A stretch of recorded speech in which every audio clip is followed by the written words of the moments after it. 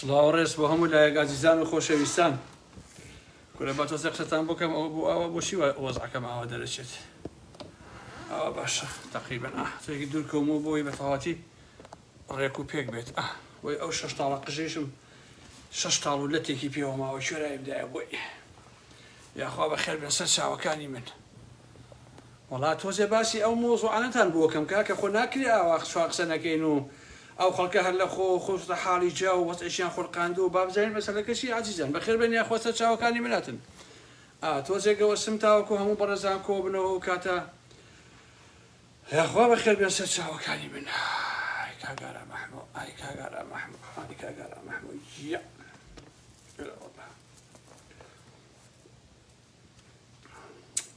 هەڵبەتە ئەمە لەسەر لایف لەسەر حسابی مەکەن بەڕاستی هەروە بۆ چوونی خۆم لەسەر ئەو ڕووداوانە ئەیڵێم پێشتیش لەم بارەوە قسەم کردووە بەڕاستی بەڵام زیاتر لێرەوە من لەسەر ئەو کوردە بەسە زمان و قوڕ بەسەر و داماوە قساکەم وەرە بەشە تۆ وڵاتی خۆی نەبێت پارچە پارچە کرابی ڕسوا کرابی لە ژیانتا نە ئیسرائیل و نە فەڵەستین و نە عەرەب و نە توران و نە دار و بەرحسابی یەک قەلە باشکیان بۆ نەکردبی ئەمە تۆ لە خۆتەوە بۆچی خۆبایی زەحمە نەبێ هەسەکەم بوون بە دوو بەشەوە ئیسلامیەکان دائەنیشن ئەڵێن ئەردۆغان چی ئەکا لە ڕۆژ ئاوا دەستی خۆش بێ هیچ کێشەیەک نییە ئەوە مشکلەی ئێمە نییە بەڵام ئەمەیان مشکلەی ئێمایە کە ئیسرائیل پەلاماری فەڵەستین و غەزە و ئالەم بابەتانە ئەدا باشە دوو جەمسەرە ئەوەی کە بخۆیان ناوناوە چەپ و ئەلمانیەتی کوردی قوڕ بەسەر و داما و بژی ئیسرائیلیانە ئەوەیشی کە ئیسلامی سیاسین بژی عەرەب و بژی نازانم حەماسیانە تۆ سێری ئەو دابەشبوونەی ئەو میلەتە قوڕ بەسەرەی کورد سێری ئەو ئەقلیەتەکە کاکە ئێوە سەرکی سیرن ئێوە قچکی پیازن کاکە ئەو ڕووداوەیەکی جیهانیە چ ڕەبتی بە ئێوە هەیە ئەو مۆزوعە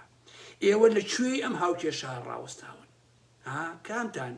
ئادەی کام ئەلمانی کە بژی ئیسرائیلەکە ئەشێ بۆ ئیسرائیل خۆی بابە کوشت ئەلێ کام ئیسلامی کە دانیشن لە فەیسبووکە خەڵکی قسەی زلنەوە یەکەن مەگەر بە دوعای بەجە دوعا چێکەک وەڵا بە دوعا دنیا هین نایبە کاک باشە ئەگەر کامتان ئەڕۆن بۆ نمونە ئەم هەموو ئیسلامیە کە قسەی زلەکا و لە میدیاکەم دەرەکە جارێکی قسەیە کرد ئەوەم پێ ناخۆش بۆ تایبەتی ئەم کۆمەڵی ئیسلامیە ئادەی مامۆستا بەلا عەلی باپیر تۆ سێ چوار ژنە هەیە بەجێ هێڵی ڕێ بۆ ئەچێ غەزاکەی ئەڕێ بۆ هین بۆ دیفاع لە حەماسەکەی با شەرەفم ناچیت ئەی بۆ ناڕۆن کەوات ئادەی چەپ و ئەلمانیەکان کە ئێوە دانیشن بژی ئیسرائیل و ئاڵای ئیسرائیل هەڵەکەن ئەی بۆ ناڕۆن دیفاعی لێ بکەن ئیسلامیەکانیش هەروە بابە ئێوە لە هیچ کێشەیەک و لە هیچ شتێکەوە دیار نین ئەم ڕووداوانەی کە هەیە ئەم شەڕانەی کە هەیە شەڕێکی جیهانی وەکو چۆن ئەوەی کە لە هین ڕوویە لە ناوی چییە ئەو ساڵێکە بێ لە ناویچێت ئەو وڵاتیش بێچووە باش نییە لەوێ شەڕا ئەمەی شەڕێکە لە بینی دوو بەرەیە باش نییە بەرەی ئەمریکا و هاوپەیمانەکانی بەرەی چین و ڕووسیا و ئێران و ئالەم بابەتانە ئەمە ئەم شەڕەیە کاکیچە تەواو ئەم شەڕێ هاتە ناوچەکەی ئێمەوە بەداخەوە ڕەنگیشە تەواوی شەڕە گەورەکە بێتە ئەو مەنتیقەی ئێمەوە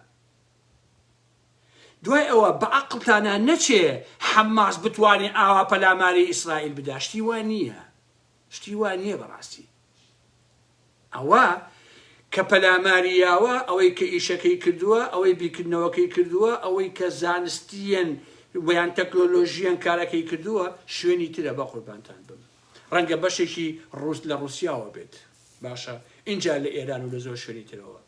قابلە حەماس بتوانێت دا کارێکی ئاوا بکات نا ئەمە ئاگرێکە هەڵگیرساوە ناوچەکە بەداخەوە تەڕوشک بەیەکەوە ئەسووتێنێت ئادەی کاکی چەپ و ئەلمانی کوێی خۆشە کاتە تۆ مناڵێکی فەڵەستینیە بینی قوڕ بەسەر سووتان دویانە کاکیچە ئەمی وارە من بینیم مناڵێکی فەڵەستینیان گرتێ بەرابە سووتانە بیان دوایی دەسەر دەچوو کوێی خۆشە ئەمە بۆ نمونە کچ و ژن و کوڕی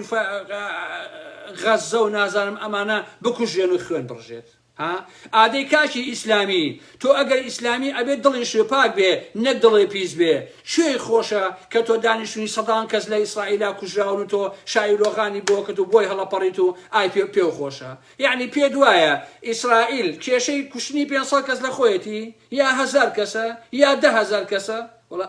ئەونیش مێشەی میوانی نییە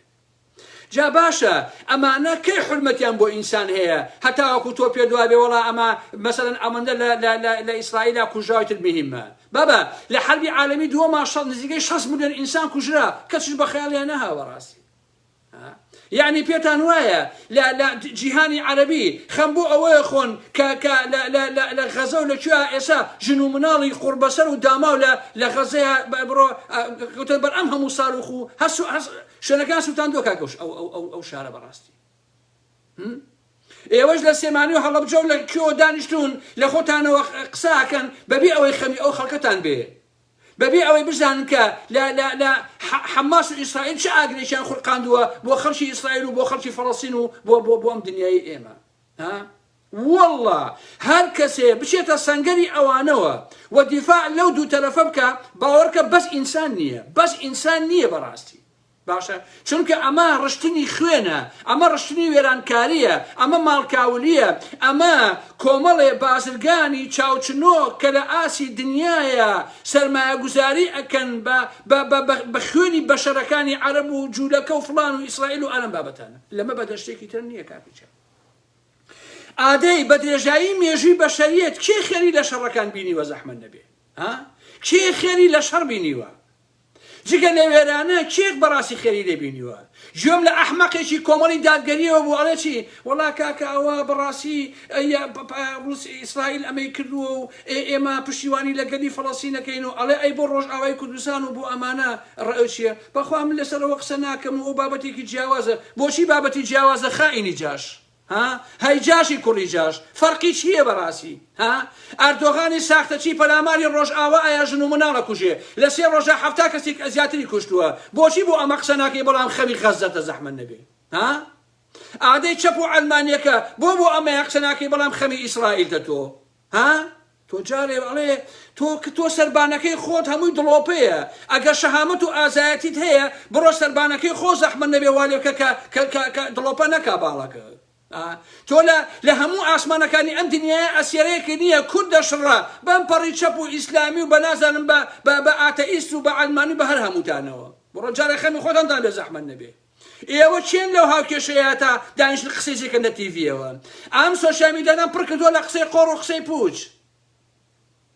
مناڵێکی ئیسرائیل کوژێ لەخۆ هەڵەپەڕی ئۆخەیتە لەم لایشەوە مناڵێکی فەڵەستینیە کوژێ ئۆخەیەکە هەڵەپەڕێ کورە تۆزی ئینسان بن ئینسان کاکە تۆسێ ئینسان بن بەڕاستی هیچ شتێک لەم دنیایەیە بەشەر حەسم نابێ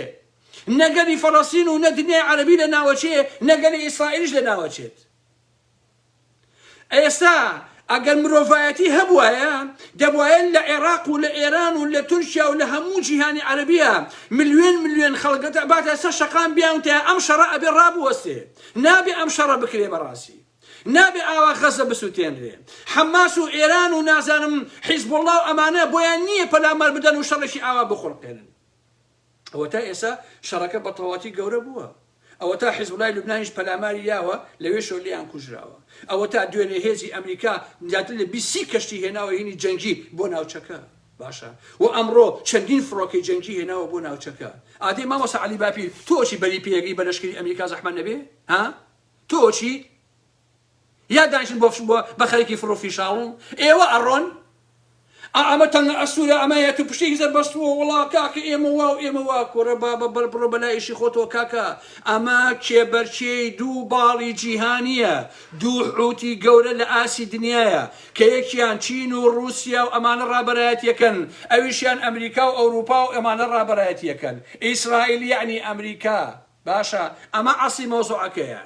ئەم شەڕە ئەمەیە کاکە ئەمە ڕێک شەڕەکە بە جۆرێ فراوان و گەورەیەکەن هەموو ئەو ناوچەی پێوە ئەسووتێ کاکە ئەمە شەڕی حەماس نییە کاکە بە قوربانێ بم حەماسیش پێی کراوە با باش ئەو ڕاستیە بزانن ئەمە شەڕی ئەو نییە هەر لە خۆ نایە کاکە عزیزانی من ئێستاش لەگەڵ ئێستا لەگەڵ ئێوە قساکەم من بڕوان بەوە نییە 11 سپتەمبەر تاری ڕۆژی بێت و لیە بێت و ئەلم بابەتانە باشە ئێستا هە بڕوان بەوە نییە بڕوان بۆیە کە سیناریویە کەی بۆ ئەمریکا مۆزوعە چەند هەزار کەسێک لە ئەمریکەکان بکوژێ مهم ئەوەیە ئەو بیانوویەک بدا کە پەلاماری هەر دنیایەکیە خەڵکی ئەمریکا بڵێ دەستی دڵتەکەمان خۆش بێ ئەها پەلاماریان نانی 11 سپتەمبەریان کرد ئێستا بیانوو دراوە بە ئیسرائیل کە غەزە بسووتێنین ئەڵێ ئێمە لە ماڵی خۆمان نابووین حەماس و ئەوانە پەلاماریان ناوین هاتوتە ناو وڵاتەکەمانەوە 500 کەسیان لێ کوشتوین هەزاریان لێ برینار کردوین ئێمە مەزلوم و گوناحین ئێمە پەلاماری فەڵەستین و پەلاماری غەزەمان نەداوە حەماس پەلاماری ئێمە یاوە بە پەڕەش و دابەزیون و وایان لێ کردوین و وا کوشتوینیان و ژنیەکانیان ئاوا لێ کردو و ژنیان ڕوت کردوێتەوە و مناڵیان کوشتەوە ئەمەیان کوشتووە بیانوویەکی باشە بۆ ئیسرائیل ئیسرائیل ئەمە بە پارە ئەکڕێ چکە خۆ بۆی مۆزوع نییە جا بە هەزار ئیسرائیلی بکوژێەوە 10,000 کوژێگەک کەی ئەمانە حرمەتیان بۆ ئینسان هەیە ئاخر من تێناگەم بەڕاستی وانە حرمەتیان بۆ ئینسان نییە لەبەرەوە گەلی ئێمە لە باشووری کوردستانە هیچ نین کورە ماڵتان ئەوە بێ پاڤڵی جلا تاڵەبانی ڕیشی تاشی و ئەمێشە کەسیاڵێ ئەوە لە ترسا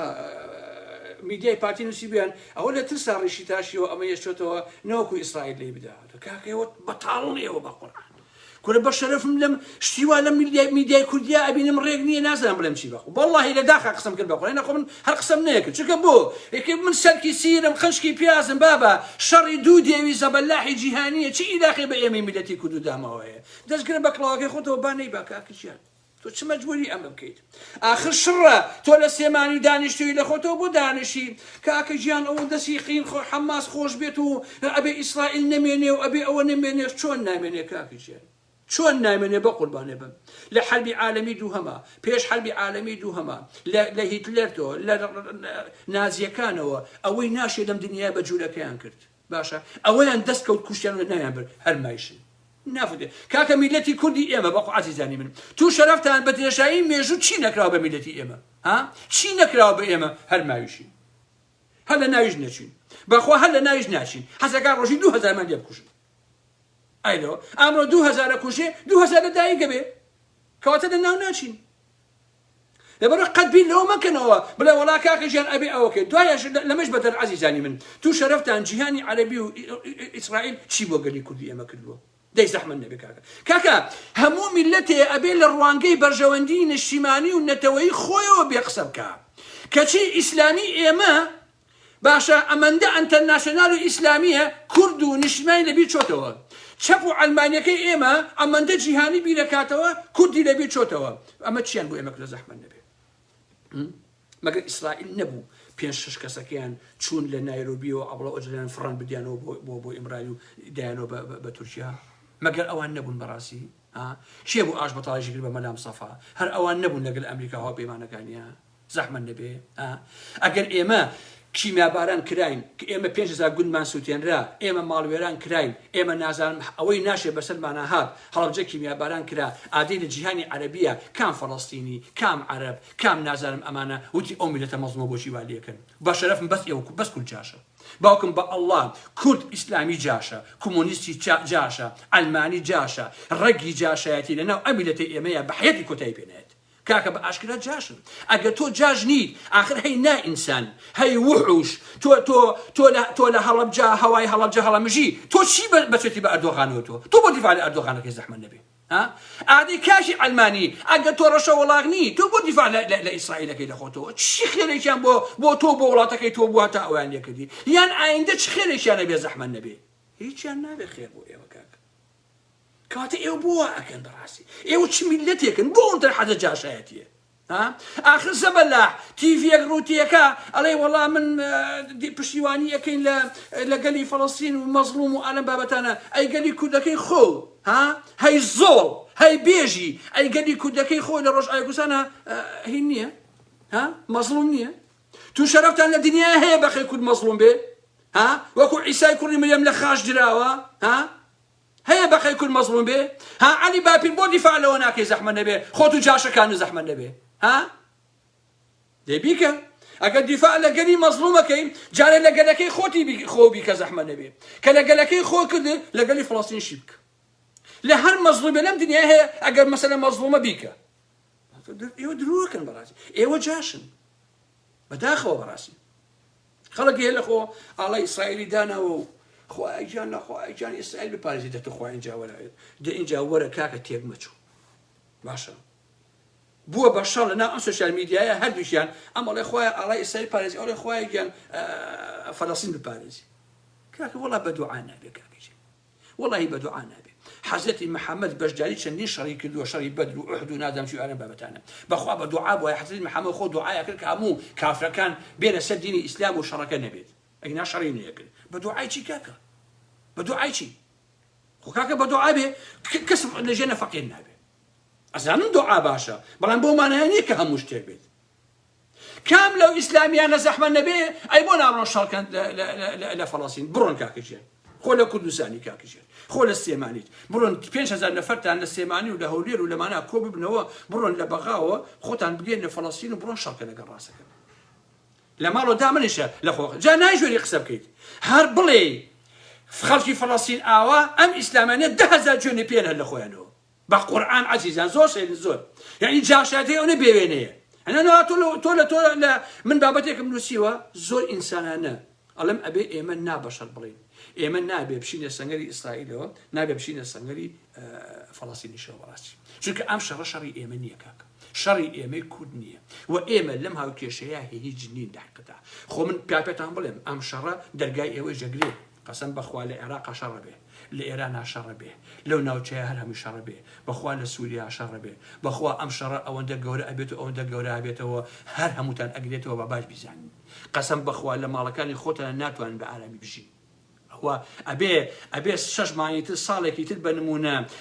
هەزار خۆزگە بخوازن کە وەکو ئێستا لە کوردستانە ئاوا بتوان بژین حتا بەبێ موشەش مەمنونی ئەمڕۆ ئەبنەوە ئەوە لەوە تەکیدتان دەکەمەوە بە باش بزانین تەواو لەبەرەوە عەزیزان من داواتان لێ یەکەم وەکو ئینسان چ ئەلمانیەکان چ چەپەکان کاکە خوازیاری خوێن ڕشتن مەبن ئیسلامیەکان خوازیاری خوێن ڕشتن مەبن کاکەجیان خوازیاری خوێن ڕشتن مەبن ئینسان هەر ئینسانە باشە خواد کاکەجیان گەلی جوولەکەش خوا دروستی کردووە گەلی فەڵەستینیش خوا دروستی کردووە ئەگەر ئیسلامیەکان پێتان وایە ئەم گەلی ئیسرائیلە خوا دروستی نەکردووە و لە شوێنێکی ترەوە هاتوون ئەوە شتێکی تر باش نییە ئەگەر خوا دروستی کردوون تەواو کە خوا دروستی کردوون ئیتر ئێوە بۆ ئەتانێ ئەمە بەسەڵنەوە یا ئەو بۆ ئێوێ ئەمەیتر بسەڵێتەوە من لەمە تێناگەم بەڕاستی لەم هاوکەشەی تێناگەم من ئێمە سڵاو ڕێز بۆ هەموو لایەک ئازیزان و خۆشەویستان کورە با تۆزە قسەتان بۆکەم ئەوە بۆ چی وەزعەکەم ئاوا دەرەچێت ئەوە باشە تەقریبەن تێکی دوور کەومەوە بۆی بە تەواتی ڕێک و پێک بێت وی ئەو 6 تاڵە قژێشم 6 تاڵ و لەتێکی پێوە ماوە کوێرایمدایە بۆی یاخوا بە خێر بێن سەر چاوەکانی من وڵات تۆزێ باسی ئەو مۆزوعانەتان بۆکەم کاکە خۆ ناکری ئاوا شوا قسە نەکەین و ئەو خەڵکە هەر لە خۆشتە حاڵی جا و وەزعیشیان خۆڵقاندووە و با بزانین مەسەلەکەشی عەزیزان بەخێر بێن یاخوا سەر چاوەکانی مناتن تۆزێکەوە سم تاوەکو هەموو بەڕێزان کۆ بنەوە و کاتە یاخوا بەخێر بێن سەر چاوەکانی من كاغارا محمود اي كاغارا محمود اي كاغارا محمود يا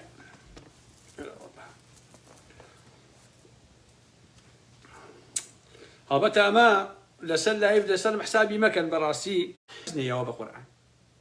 او نيو يكتاش كان دوا لسل قضيه فلسطين وقصه شري فلسطين قال اسرائيل وقت انشي بقربان يو كارتان شي تحليل قيناك برام خوازيري شرمبا من لا برين نام بوشر من دجي شر براستي من أمامي هل إستا شراب وستي حقيقة من كأيبينم أو غزية سوتين راوة بيمنا خوش كاكا أو غزية بازرگاناني خون وايليكن أجينا جنيتيايا مناليتيايا بتمنيتيايا خلقيتيايا هالنازان شرينايا كاكا جيان أو شارع أوايلي أكري جادو بانو كولانو بيناي ببيو نما ومسوتين راوة تخو أما خوش عزيزان حق براسي إنسان كاكا يعني شوي خوشة أم غزة دوشة أكله لعجرة بصاروخ شوي خوشة أم زحمة النبي ها شوي خوشة إيوه بيبينن كوقت مالي خلق يران به كوقت جنوم نالي أو خلق أكوجي أما شوي خوشة زحمة النبي والله للرواندي آلام أحمد هو هر منال شي فلسطيني هر منال شي إسرائيلي بكوجي بقي دنيا بينا خوش براسي بقي دنيا بينا خوش كاكا من نامي الشر كاكا من دجي شر بهم بيانا بهم ماناك تو كاكا لسيمانيا من مسلمان تو بيديني بابا يكو بجي نابي الشر كاكا نابي يكل كوجي كنتو كرمانجي اقل بجي مجناك انه الشر يجاكن خوتان باجاكيتن اخر قدامه باجاكيتها بخوا عزيزان ام شر او عندك قوري والله لاسي عراقي شانيه بخوا لاسي يجتيو بارتيو اماني شانيه بخوا لاسي اماماني شانيه ام شر او عندك زبلاح او عندك قوري بداخوا يقدانا مان بلي اسا من لم لا في خومانو ليرو باسم كد وتم امريكا ام هزانا لخونا هنا بوسوليا كاك لخونا هنا شر لا داهيه باجنيه شر لا داهيه ئێستا خەڵک بیری ئۆکرانیا ئەوانەی نەماوە باباش بیزانین ئۆکرانیا و رووسیا و ئەنم بابەتانە چونکە بۆ وردە شەڕەکانی هێناوە بۆ کوێ بۆ ناوچەی ئێمە باشە کشی ئەڵێ تاکتیک نییە کە پەلاماری ئیسرائیل دراوە زەحمەت نەبێ لەلایەن هینەوە ئەمانەوە ناوی چییە گروپێکە حەماسێکیە شی ئەڵێ ئەمە تاکتیکی نییە شی ئەڵێ ئەمە فیتنەیەک نییە بۆ هەڵگیرساندنی شەڕێکی گەورە لە ناوچەکەیە ئێوە چوزان زەحمەت نەبێ کاکچی ئێوە چوزان ڕەنگە فیتنە بێ کاک یاتە پێ دوایە ئیسرائیل بە کوشتنی 500 کەس 10,000 ئەمانە چیە بێت دنیا گاورە بێت کەی بۆی مۆزوعە کاکەوە عەزیزانی من یەکێتی و پارتی بەو هەموو بچکۆلەیەی خۆیانەوە چەند ساڵ شەڕیان کرد دیان هەزاریان لە یەکتر کوژەڵ بە خیاڵیشیان نەهات ئێستا حەماس و هین بە خیاڵیان نایێت ڕابەرانی حەماس و ئیسرائیل بە خیاڵیان بەخوا بە خیاڵیان نایێت لەبەرەوە ئەم قسانم کرد من داواتان لێ یەکەم کە لە ناو سۆشیال میدیایە چ چەپ چ ڕاست چ ئەلمانی چ ئیسلامی شەڕی یەکتر مەکەن لە خوت و خۆڕایی کاکەجێن خۆتان بامێن کاک ئەوە دڵی یەکتر مەشکێن بە کە هیچی دەسەڵاتان نییە لە ڕاستیە هیچ دەسەڵاتان نییە منطقیتیان نییە کابرا لە تۆ پرسێ بڵێ ڕەئی چۆنە بڵێ وەڵایی من ئەوەی فەڵەستین ئەکرێت و من مەحکومیەکەم و من ڕسوایەکەم و ئەوە ئەوەی بەرامبەر بە کوردی ڕۆژ ئاوا کرێ بەخوا کاکە بناقی ئەویانم نییە ئەویان بەحسێکی ترن ئەی جاژ ئەردۆغانی ئەی جاژ ئەردۆغانی کۆرە کورد بۆیە خۆشەویستە لەبەرەوەی جاشە بەخوا بە ئیسلامیەوە جاشە بە عەلمانیەوە جاشە بەخوا بە کافریەوە جاشە بەخوا بە ئاتەئیستیەوە جاشە قەسەم بەخوا کورد جاژ نەبوایە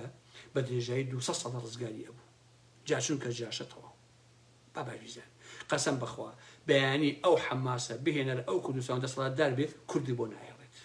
لە ماوەی 5 ساڵە شەڕواڵ نابینی لە بێکیت باباش بیزانی وا باشە ڕاستیە بزن تەواو جا تۆ قبوڵی ئینی ناکرد کەیفی خۆتەوە ڕاستی من تە قسە ناکەم هەر ئەوەندە بەسە کە ڕەئی خۆم بڵێم بەڵام ئەوەی پێتان ئەڵێم بەداخەوە ئەمە فیتنەیەکە لە ناوچەکەیە شەڕێکی گەورە بەڕێگاوەیە لەو ناوچەیە و ئەمەش کە کراوە بەڕاستی بەتەنها ئیشی حەماز نییە لەهۆ بیخەنەمێشی خۆتانەوە ئەم کارە کە کرا بە حەماز ناکرێ ئەوە هەندێک دەوڵەتی لە پشتە هێزی هەندێک دەوڵەتە لە حەقیقەتە و کاری تەکنۆلۆژیایی کە هەموو شتێکی ڕاگرتووە و نەیەشتووە ئیسرائیل بە هیچ شتێکی بزانێ ئەوە کاری دەوڵەتیشی گەورەیە باش نییە کە ئەو کارانەی کردووە کاری حەماز نییە ئەو پەلامارەی کە رووسیا درا هینی حەماز نییە حەماس لەگەڵ خەڵکانێکی ترا تەنها کردەکەیان کردووە ئەگینا شتەکە لە پشتیوە ڕاوەستاوە ئەوە شتە گەورەکەی لە حەقیقەتە ئەوە بخەنیمەشی خۆتانەوە کەس نەڵێ وەڵا حەماس توانی ئەوەکە بە 1000 ساڵی کە حەماس ئەوەی بۆ ناکرا ئەگەر مخابراتی رووسیا نەبووایە ئەگەر فڵان نەفیسانەکان نەبووایە بەڕاستی تەواو ئەمەی ئەسڵی مۆزوعەکە بەداخەوەم بەڕاستی بەداخەوەم کە ئەم شەڕە تەئسیرە ژیانی هەمومان ئەبێت ئێمە لە ئەوروپا و ئێوەش لە کوردستان و ناوچەکەیە بەداخەوە بەڕاستی هیوادارم کە بەشەریەتی ئەمڕۆ لە ئەوروپا و لە ئەمریکا لە رووسیا و لە چین لە ئێران و لە نازانم چیە بتوان بێنە سەر شەقام دەست بەجێ ئەم شەڕە ڕابژیرێت چونکە ئەمە بەڕاستی کارەسات ئەمە گاڵتە نییە من لە هەر شوێنێکە مزاهرەیە بێ بۆ ڕاوەستاندنی ئەم بەربەریەتە ئەم شەڕە من بەشداریتی یاکەم بەڕاستی تەواو من نامەوێ مناڵانی فەڵەستین بکوژرێت من نامەوێ غەزە کاول بکرێت من نامەوێ شاری فڵانە شوێنی ئیسرائیل کاول بکرێ بەڕاستی من نامەوێ ژن و مناڵی ئیسرائیلی لەبەرەوەی دینەکەک و دینەکەم نییە بکوژرێت من نامەوێ ژن و مناڵی فەڵەستینی بکوژێن بەڕاستی کۆت و کرمانجی ئەمە ڕێی منە ڕێیشی ئینسانیە تەواو ئەوەشی کە نەخۆشە حەزی لە خوێن ڕشتنە ئەو کەیفی خۆ تۆ نەخۆشی بەڕاستی بۆی حەزەکەی خوێن بڕشێت ئەمە ئەسڵی مۆزوعەکە ئیتر خواتان لەگەڵ ئازیزان و خۆشەویستانی من حرمەتێکی زۆرم بۆتان هەیە ئەوە ڕێی منە و شتەکەیشم دیارەکە ئەڵەم چی بەخێرچ